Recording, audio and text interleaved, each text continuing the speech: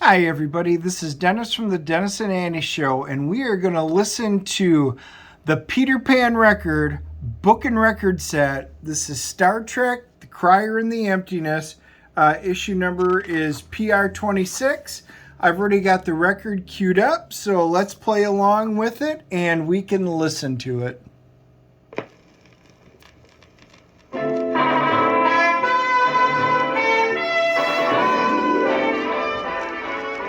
Captain's log, stardate 5444.9.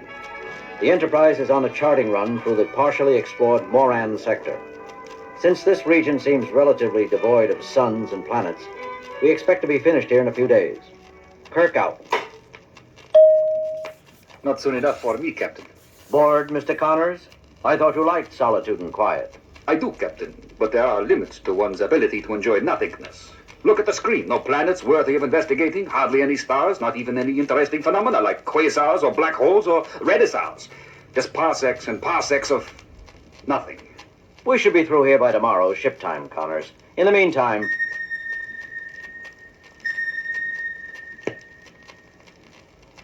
Lieutenant Uhura. Yes, Captain. Aren't you going to acknowledge? Acknowledge what, Captain? Wasn't that an incoming communication? No, sir. I thought it came from the navigation console. Mr. Sulu. Not from here, sir. There, that's it. All systems neutral, Captain. It's not any of our instrumentation. What is it, Mr. Spock? I don't know, Captain. I've never heard anything quite like it. Commencing sensor scan. Uhura, are you sure nothing's trying to call in? Positive, Captain. No one on board is sending either. Mr. Sulu? Mr. Connors? All clear, Captain. No sign of any auditory malfunction. All instruments functioning normally. Connors, are you sure there's no ship out there? Certain, Captain. If there is, it doesn't register on our screens.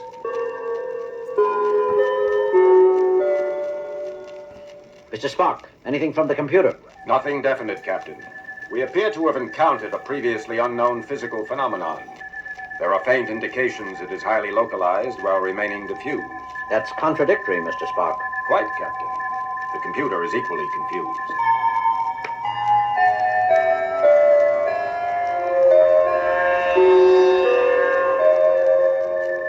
There's one more possibility. All hands, this is the captain speaking. I'm aware that this assignment has been less than exciting thus far. This is no excuse for interfering with ship's communications. Whoever is generating semi-musical noises on the bridge will please cease such activities immediately. I guess that... I don't think this is the product of someone's peculiar sense of humor, Captain. This doesn't sound like any kind of music I've ever encountered. I have to agree, Spock. But if the source isn't outside the ship and it isn't inside, then where is it coming from? An excellent question, Captain.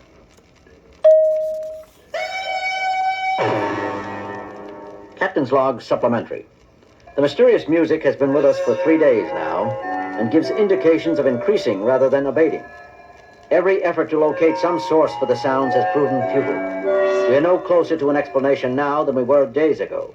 I feel it incumbent on me to point out that if this keeps up, crew efficiency is bound to suffer. I am aware of the problem, Mr. Spock. There doesn't seem to be any way to shut out the sound except by plugging one's ears. It's still hard to sleep, and we can't have everyone walking around with earplugs. I can't run this ship by sign language. Speaking of earplugs, Spock. Please, Doctor, for once try to be serious. Besides, I believe I have isolated the cause of the sound. If it's a natural phenomenon, it behaves in the most unexpected fashion, rising in certain sections of the ship while falling in others, as if it were moving bodily about. Oh, come on, Spock. There are definite modulations in the noise which suggest other than random origin. Some possess almost vocal undertones. I am left with only one hypothesis, that we are being visited by a being of pure sound. Pure sound, pure hogwash. The most ridiculous part of it is, I think you're right, Spock. I only wish there was some way we could tell it to shut up. It's driving me crazy, and it keeps getting louder. Do you think it's aware of us as intelligences, Bones? I don't know, Jim. It's an incredible theory, but as Spock says, nothing else seems to fit. had some cases of people who can't get to sleep even with strong earplugs. I've got a solution to that, at least for the worst cases. What's that? Nurse Chapel is monitoring the shuttle. The influence of this noise doesn't extend beyond the ship. Once outside, people can sleep in peace again. But the shuttle will only hold so many, even in relays. We've got to find a way to turn it off. I might add, Captain, that we have no way of estimating the volume this creature can produce. It could conceivably drive everyone on board permanently deaf if not stopped. I might as well share the rest of the bad news with you. Lieutenant Uhura, tell them. You see, the deep space beam is useless, all channels. All I can get is static or variations on the central musical rhythm. We're cut off. I'm still keeping several channels open for incoming calls, however. Maybe someone will listen in and be able to tell we're in trouble. More likely, they'll just think we're having a heck of a party. That leaves us with only one choice. Somehow we're going to have to make contact with this thing. Tell it what it's doing. Make it understand. Spock, do you think it's capable of communicating? If so, Captain, it has not responded to any of the several attempts I've made. If it does comprehend, it is choosing to ignore our voices, codes, and screen signs I've displayed throughout the ship. Can't we fight back somehow, Spock? Fight pure sound, Doctor. How? We could overpower it with more sound. Maybe. That might drive us insane or deaf faster than the creature would. It might also anger it. It might find a blast of artificial sound challenging, like another of its own kind. I cannot imagine what its belligerent response would be, except to guess it would not be pleasant.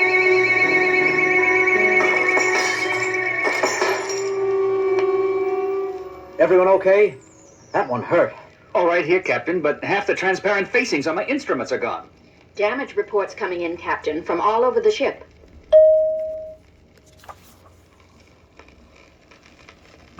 Now, it's the end of the record for number one, side one. So I'm going to flip it over and go to side two. And I am going to show everybody because I am sure not everybody knows, exactly how the records are. Because, CDs, digital. So that was side one. You can see that. And I'm just going to flip it over for the conclusion of side two. Man, this is what we used to have to do to listen to good stuff, unlike today. So anyway, let's pick right up. The danger is no longer theoretical, Captain. The creature appears able to reproduce any frequency it desires. Presumably, it is potentially capable of sonically destroying any substance on board. Whether it is doing this intentionally or inadvertently will not matter if it happens to hit upon the resonating factor of the human bone. We've got to make contact somehow. It may be trying to contact us, Jim. It's liable to end up killing us trying to contact us. There's got to be a way. Mr. Sulu? Mr. Connors? Where's Lieutenant Connors? He left a few minutes ago, Captain, during that painful burst of noise. Lieutenant Connors, you left your post without... What is that thing? If someone would lend me aid. Here, let me. I recognize it, Captain. An Edoan Elysion. The triple keyboard operates an echo chamber, resonating bars made of bone, and something that rather resembles an earthly xylophone twisted into a Mobius strip. What are you going to do, Mr. Connors? Captain, the noise! My ears! Connors, what are you... I'm going to attempt to communicate with it, Captain. The only way we haven't yet tried. Mr. Spock spoke of fighting noise with noise. Somehow I feel there is a thing here that needs to be understood, not fought. I will start by improvising, trying to work from one of the aliens' themes. Music. We didn't try music. Continue, Connors. It's reacting, Jim. It understands. Keep playing, Lieutenant. The universal language, music. We've said it for thousands of years. I never thought I'd see it interpreted literally. Stay with it, Connors. I'm trying, Captain. How lovely. The Alienist Symphony. There's a logical classification for you, Spock. The mathematical precision is certainly inspiring, Doctor. Captain, I'm getting tired. I don't know if I can keep. Up! You've got to, Connors. We can't risk breaking off now. We may never re-establish contact again. Jim, how are we going to explain to it what we want it to do? I don't know. Spock? I don't know either, Captain. I don't know if the terms music and language are truly interchangeable. Connors, play something sad. Convince it all is not well.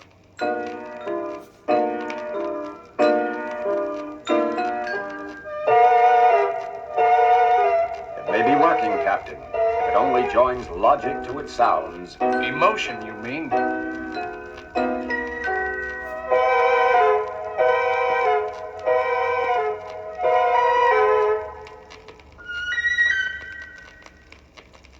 Jim, maybe it... No, it didn't understand. It didn't understand at all. It's no good, Jim. It didn't work. Wait, Bones. Give it time.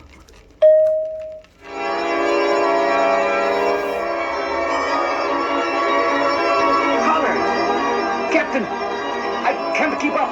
I can't! It's not possible! Do your best, Mr. Connors.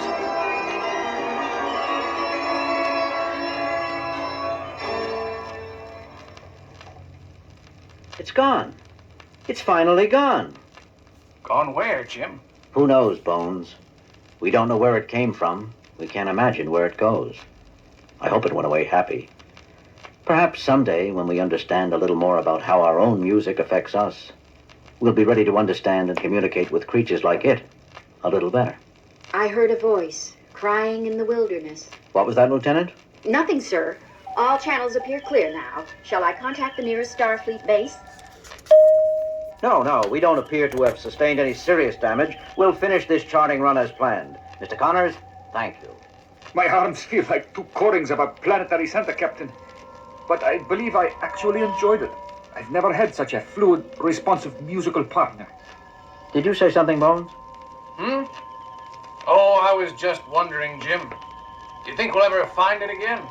I think so, Bones. When we're able to talk to it. I think it wanted to talk to us. It'll be back. Bones, have you ever listened to any violin concertos? I'm not much of a classical aficionado, Jim. There are times when that lone violin is up there, against all those other instruments, and they're quiet, and that one violin is the loneliest sound in the world. I think our visitor meant us no harm. It was just plain lonely. Mr. Connors, maintain course. Mr. Sulu, Mr. Spock, resume charting procedures.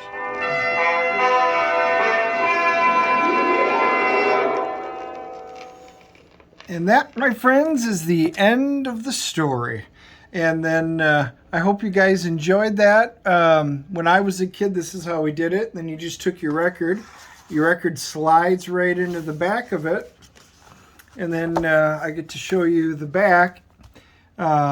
It's a 20-page full-color comic book with the record that was in there. The Crier and the Emptiness.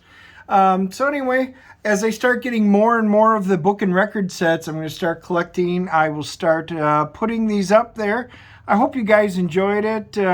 These are just a bit of a flash from my childhood, and I hope you guys enjoyed these. Make sure you guys smash the like and subscribe button. Share it with your friends. Leave your comments below. Do you like this kind of a format? Those of you who are older, did you enjoy this kind of stuff? Did you have them as a kid? Leave your comments below. Join us for our live stream also. So hit the bell notification, and then you know when I'll do my quick flips, my full reviews, my book and record sets, and then we do our live streams where we usually have on comic book artists and writers, as well as we do movie reviews, TV show reviews, all the great nerd stuff, and occasionally a little NFL. So anyway, I look forward to talking to you all soon. Thanks for joining.